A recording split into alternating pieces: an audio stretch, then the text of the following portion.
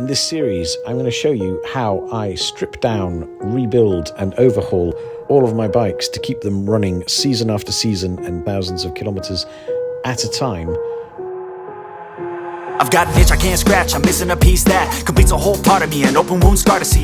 Everybody come here, gather round, welcome to the freak show, the best in town. What the hell's wrong with me? I don't get along with anybody, honestly. I've been living in my own head constantly, thoughts jumbled round, think I need a new lobotomy.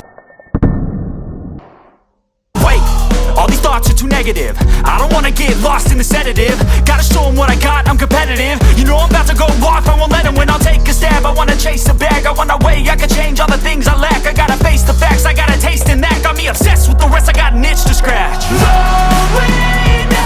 I'll give up everything.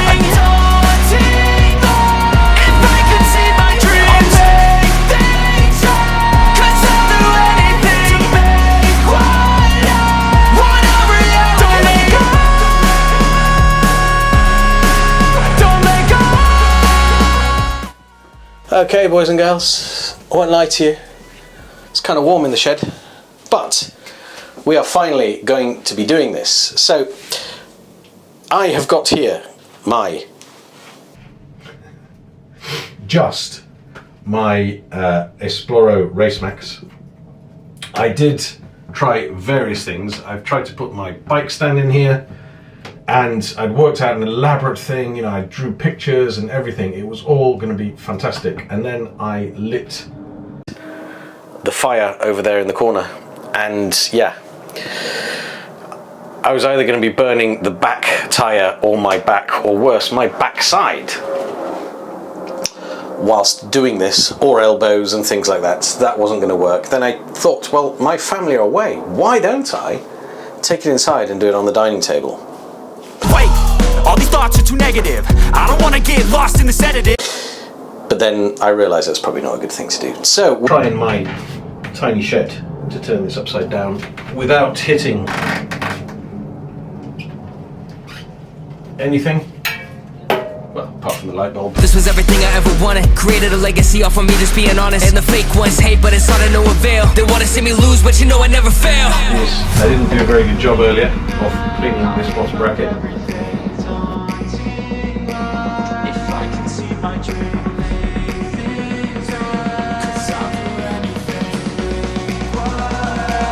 Want a reality.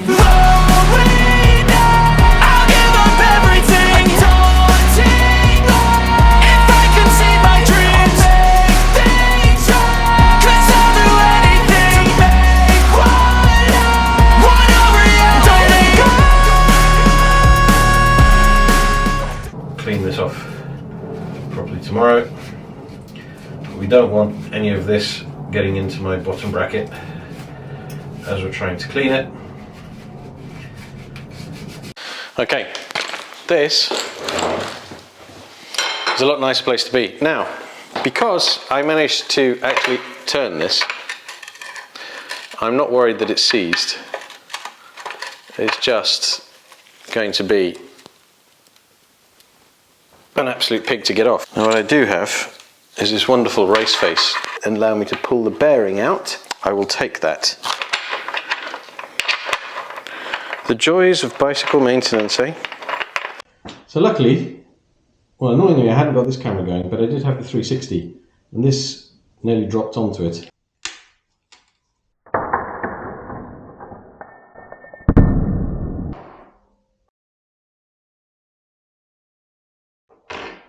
But yeah, I mean, basically we've pulled this race from within there, and what's nice about that is that now we can clean this race, and then I've got a press and I can press it back in. Now what we'll try and do is see if this cup will come out. There you can see one mucky race. No, but I'm definitely going to try and get that out, because I don't want it eventually seizing anymore if it indeed hasn't already seized to the carbon surface.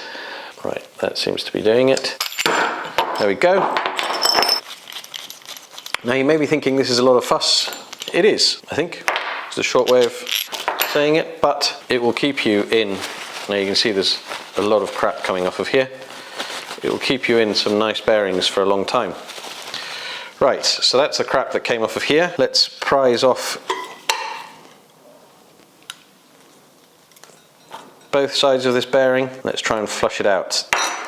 Get another piece of trusty kitchen roll, some more spray, and you can see. So yeah, I mean, if you have a full-time bicycle mechanic, which, you know, I look forward to the day of having one of those, then by all means I can show you actually for a race day as well how you can just go and put some light oil in this, flush it out, and you'll have those kind of bearings, and also the jockey wheels that go woo. But you know, for the most mere mortals that don't have a team mechanic going around cleaning after them, it's just a recipe for disaster, especially if you've spent a huge amount of money on very expensive ceramic bearings, which I'm not going to get into whether that's a good or a bad idea. I've had both over time, and you know, I see advantages and disadvantages. I know many people say that you shouldn't have ceramic bearings and steel races, and I kind of agree with that. So I'm now going to do my pastry chef piping, which is obviously a lot easier with a grease gun like this. Go all the way around. Obviously you need to pump a bit more. This is the very end of this packet, so I might have to swap these over because life is just too short for that kind of stuff. What I usually do with these before... Oh, don't cross-thread it, Borrman, you moron.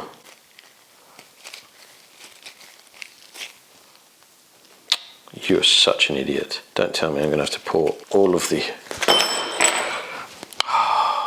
See if I can re-thread that. Otherwise, I'm going to have to squirt. No, that's where it goes wrong.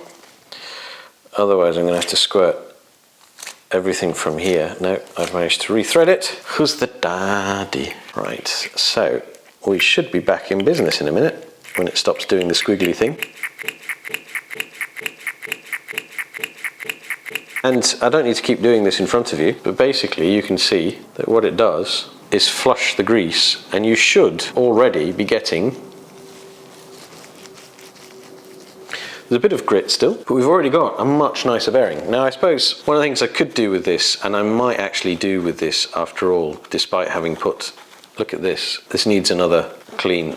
I'm almost tempted to put this in the ultrasonic cleaner. But I'm going to persevere with one more, especially if I can get the grease gun working properly. These may go in the ultrasonic cleaner. Do you know what? These have pissed me off enough. They're going in the ultrasonic cleaner. You can see this one is absolutely filthy as well. So let's get it in the ultrasonic cleaner and see what happens. And get all this grease out. Here's my ultrasonic cleaner. It's plugged in, ready to go. You basically just do that, which I shouldn't have done, and it gets going. You have a little basket, and in that basket we're going to put...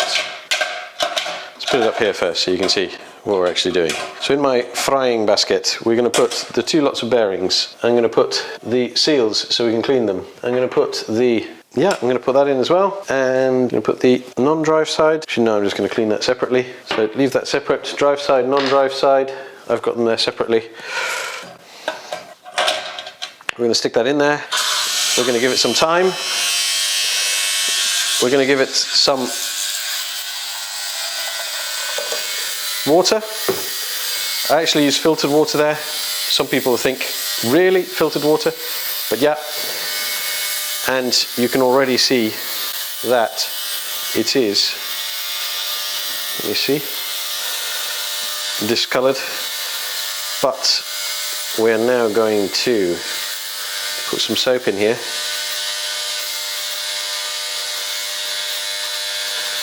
And you'll see how that slowly vibrates everything clean. Now, one of the other things you can do, apart from getting yourself a gin and tonic right now, which is a good idea, is to use a jar. Now this is obviously a glass jar and it's not the best way of doing it, but you can get anything like that, stick it in there, put the lid on, obviously with the same water and soap, and give it a good old shake. Now, again, be careful with the jar because you don't want to break the glass. It's not a good idea. So, I mean, I do that gently, but if you feel that you want to be a bit more vigorous, plastic Evian bottle or something will do. And that is the same for everything here that is ultrasonically cleaned, including the chain. Now, the chains, I did chuck it in here, except the little connectors, because obviously they just get lost on the bottom and they vibrate on the bottom. You want to keep everything that is being cleaned here inside the basket. So, I think this is in focus, and you can see we have a nice clean bottom bracket assembly. I managed to retrieve the other one by continuing the pushing. Basically what I did is push against the table with the wooden back of the hammer.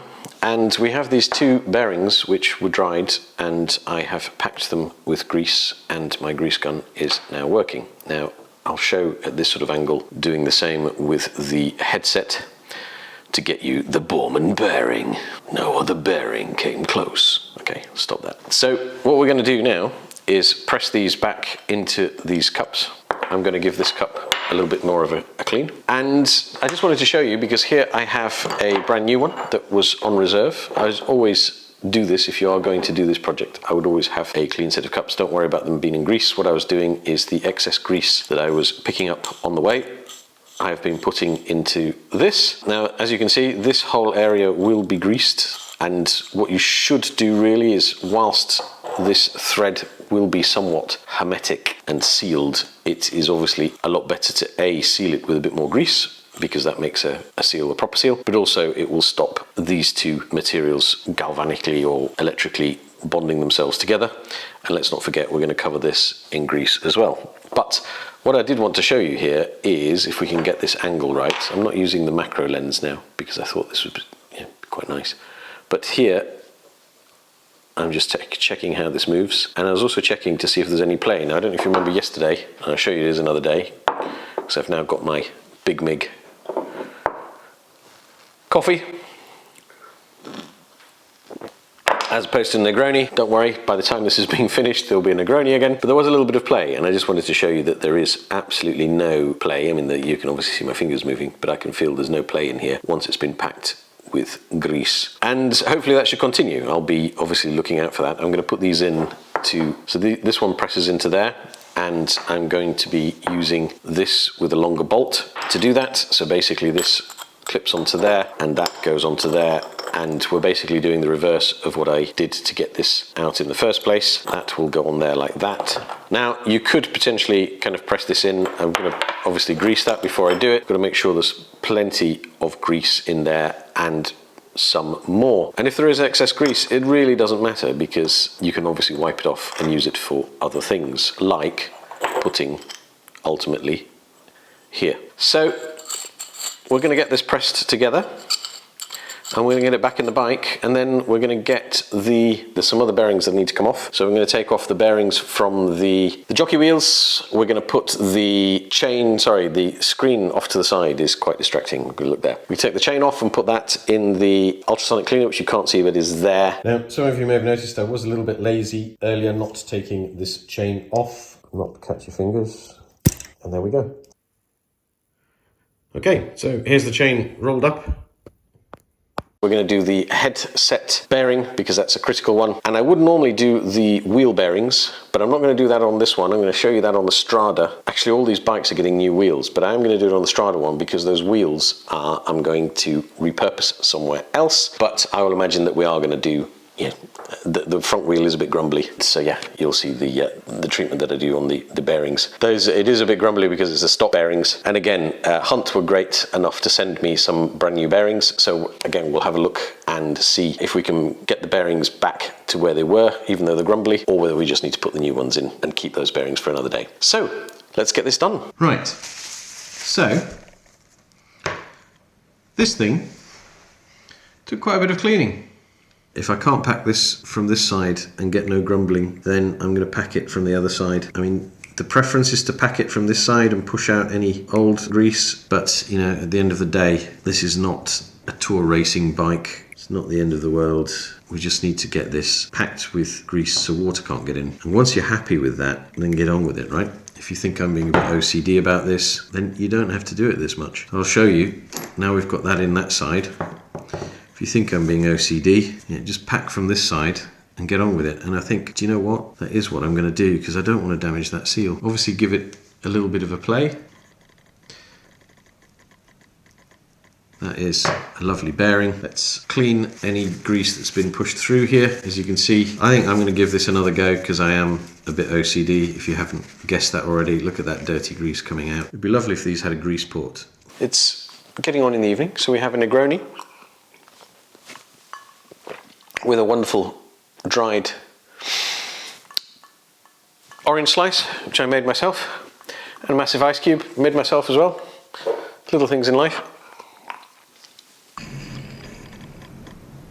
That's how a ceramic bearing kind of works when it's dry.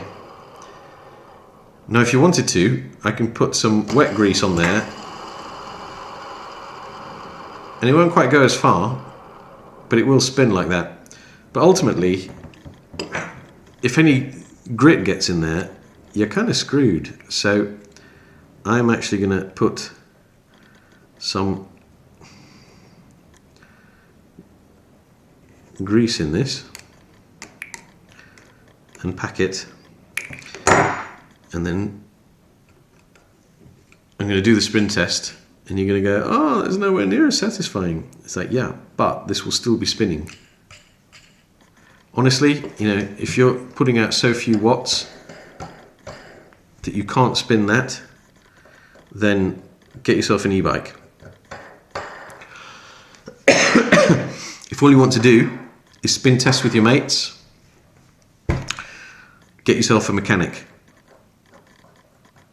But if you want a bike that will go through multiple British or other places bad weather, then this is what you need to be doing with your bearings. Okay, quickly, here's the Shimano one. So you get this little cap, like you do, that other cap's fallen off, and in here you've got the bearing, which has a little cover, which we should be able to get the top off. There we go. And inside are some very, very dry bearings, which we're going to clean and get some grease in. So, we have grease. I'm going to rub this grease all the way into this carbon. It is, again, carbon-friendly grease. Some people make a big fuss about some carbons not liking certain types of grease, or any type of grease. I have had from the Finish Line factory that both this ceramic and the Teflon one are fine. So I'm going to rub this in quite well because I don't want any seizing again, and then I'll bring you back once this has been done and I'm about to put in the non-drive side. Right, so pretty liberal here. It's all applied in there. Let's push this through. I've got to get past the DI2 cable area, and yeah, it's not liking going in very much, but that's why we're going to have to drive this in. But we have a trick for that. I'll come back to that in a minute. A lot of people get really bent out of shape if you don't use a press. I am not going to use a press. I'm going to use this rubber mallet, and as you can see, minuscule amounts of tapping, as even as possible, just against my leg. It will go in. I'm going to concentrate a bit more, which is, as you can see, it is going in, but I just want to make sure I'm getting it even all around, so I'm going to stop doing this and concentrate, using my other hand. Now I've got this to here.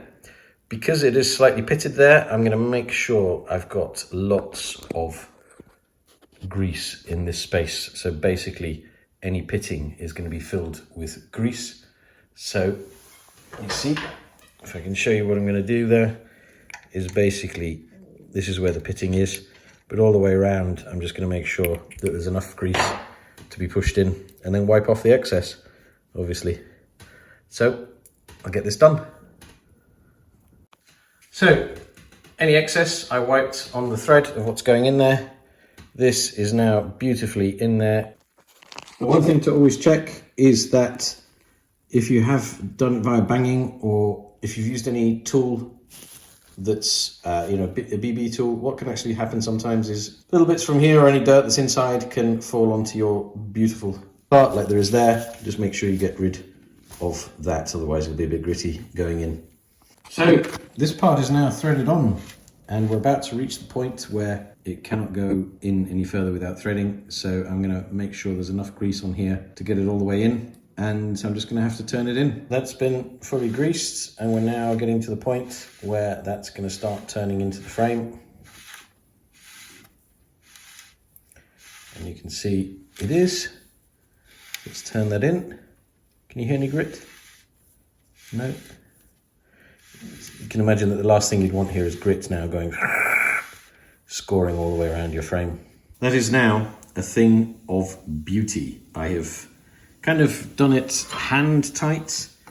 Now bear in mind, a lot of people may be going, this is way overkill, but this is, I mean, basically I've got it there and I've just put, I only put about, I'd say 4 to 6 Newton meters on there, and I have never ever had that lose traction. What I have seen is things that have been over tight can actually create an issue where it does work loose. And yeah, some of you may think this is overkill for this weather and where we live, but if you've ever ridden, and I suppose, you know, if in London as well, you just ride Richmond Park but even in Hyde Park, I've had, once it was flooded out, and I went one session where there was a flood and it did the bearings in, which weren't treated this way. But I've been through, you know, countless, even in Richmond Park, you know, countless puddles, etc. And I'll try and put in, I've been meaning to put in this video, the Wales test, which hopefully I'll be able to dig out and stick in here.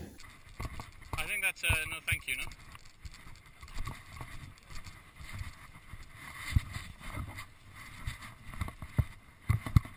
Is anyone going to take it? I've got video.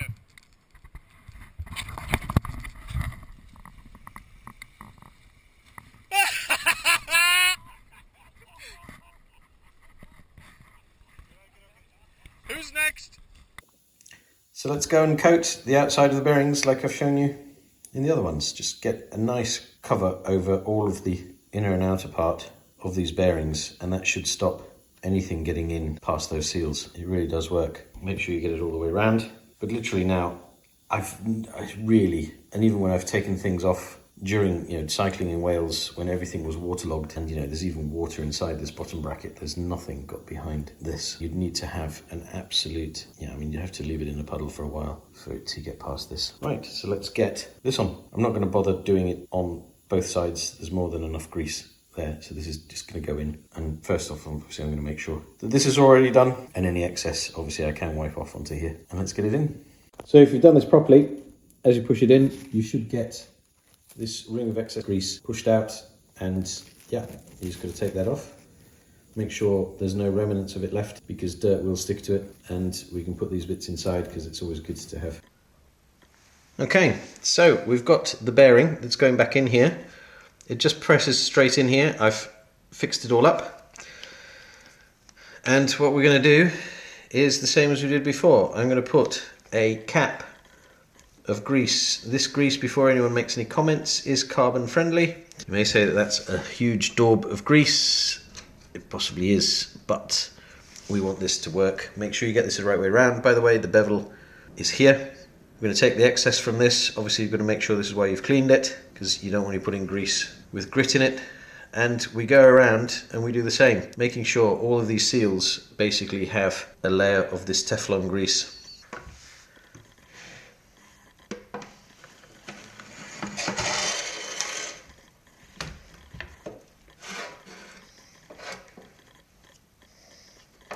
First of all, what I'm going to do is, I'm not going to completely disconnect these connections, but I am going to make sure that nothing has seized. I'm going to check that all these joints are nicely oiled, especially now I've cleaned it with some alcohol spray. Basically, I don't want to completely take this off, move it somewhere else and put it back, because in my experience, it's taken the indexing off a bit. So what I tend to prefer to do is to just undo, check that it's not seized, I undo it, you know, quarter turn, half turn, put a little bit of grease in there and then turn it back in. And that way you can make sure that it's not going to seize for another period of time. And obviously make sure, if you find things like here, for example, in the brakes on my diverge, or one of the diverges, I think, something had really not liked something else, and there was a little white powder everywhere. And so, yeah, I mean, it needed all undoing and a major amount of greasing. So we have the chain from the ultrasonic cleaner. which could have been cleaned in the jar in exactly the same way by basically putting it in this jar and shaking it. But we are not doing that, not this time anyway. One thing that is important with the chain is to see that you've got no links that are sticking, because if they are, you just will not shift. No matter how much tuning you do to your gears, it will not shift properly. Now, these two are a bit funky, so we're gonna basically work through all these and make sure I don't have any funky ones. That one's loosened up immediately, so it's basically just something that's stuck in there. Now, you can be really OTT and put this back in the machine, but that's not going to happen. So what we're going to do now, start lubing it. Now, normally I have this out in one long line, so I'm just going to show you what I do with each one. Now, there's two things you can do with this. You can go and fully wax it, which I'm going to show you another time when I've reorganized my space. There's two ways I've been doing waxing for the last, I don't know how long. There's this way, and there is the full wax, basically where you heat up some wax and you put it in a pot. Honestly, I've had pretty much the same results with this. The key thing you're trying to do here is not completely coat this in the wax. What you're trying to do here is fill these rollers with wax. It does not matter about wax on here, anywhere else. You just got to get it inside the rollers, both sides. So basically I concentrate on getting the first lot to go in between the rollers, so we fill this gap here, and then the second lot I go across to make sure it gets down and inside the rollers. You want the minimum amount obviously on the table and the maximum amount inside the rollers, and then just wipe it off. And as you can see, it sucks up any of the excess pretty well. I hope you've noticed the small detail of the change of table. We've now moved from the dining room table, from the shed table, to the kitchen table. And I have found in my experiments that the kitchen table is 96% more chain friendly. No, it's rubbish, but it's just easier to do on this table because, well, I'll get into less trouble for it. So let's get this all together and get the bike out there, because I am finally free today of COVID and I have gone past the minimum days of having it. So I'm going to put this all together, go for a ride. It is blowing a hoolie here in the UK, but that's not going to stop me. Well, I mean, I'm not going to go far, but I'm going to go enough to show you what it's like to have a bike that has been through the Borrman bearing treatment and other bits. So one of the first things you notice when you get back on a bike that's been done like this and you go to pedal is just how wonderfully damped the drivetrain is. It just feels wonderful. It's like the difference between those kind of car doors that close properly and those that kind of clang. It makes quite a difference.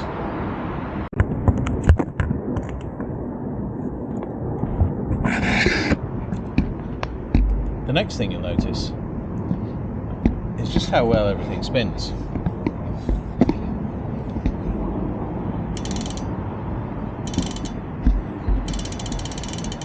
Just goes around like clockwork. It really does. The next thing that stands out is just how well everything sits together and everything spins. How damped every gear change feels, because now those pulleys are perfectly damped, vibrating and moving and rotating perfectly well. The whole drivetrain just feels tighter.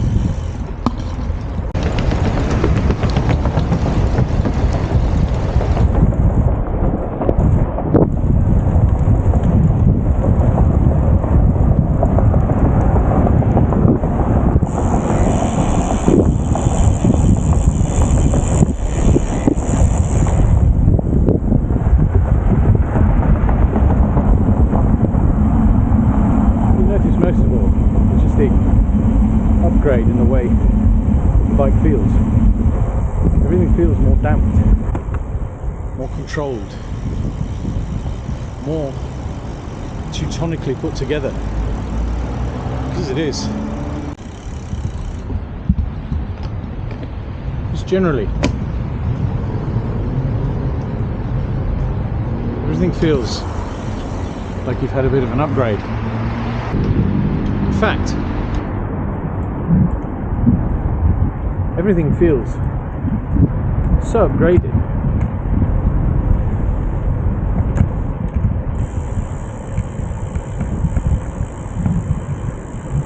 My bike actually wanted to take me home to a mansion instead of my house. That is how much better it felt. Jeeves, old boy. Jeeves, old boy, I'm glad I could catch you before you left. Yes, sir. How can I help you, sir? Just wanted to say, sterling bit of work. Absolutely sterling bit of work on the Racemax Explorer. Well, I do try my best, sir. As you know, I do try my best. Just smooth as butter. I mean, it is like Messrs. Rolls and Royce have put their magic hands to it. It really is. Oh, well, thank you very much, sir. Them's very kind words indeed. Oh, don't be so modest, Jeeves. Honestly, it is a piece of beauty. It is literally night and day. When you put your magic to these bikes, it is literally... You're too kind, sir.